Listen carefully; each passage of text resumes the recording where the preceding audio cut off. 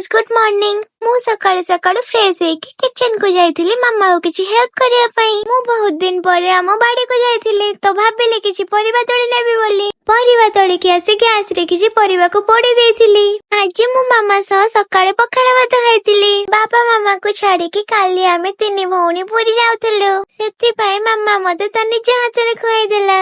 आज मु टिके लेट रे गाधेली। गाधे के आसी कि मु मो हेयर को कम करनेली। तापर एज यूजुअल मु मोर स्किन रा केयर करथिली। लंच टाइम ही जातिबारु आज लंच रे मु रोटी सह किछि चिकन खाइथिली। तापर मु नेल पेंट लगेइथिली।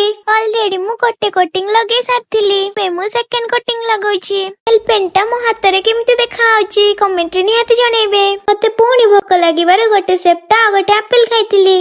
काली मॉर्निंग 5:30 रे ट्रेन थिबारु मु भाबिली आज नाइट रे मो बैग पैक करदेबी। मु मो बैग रे मो नेसेसरी जिंस रखथिली जेमति कि किछि skin care, makeup, dresses, money, snacks etcetera. Bag pack कर साला परे मते भोक लागिबारु मु स्नैक्स टा खाइ देली। वीडियो टिको एंड करछि। बाय।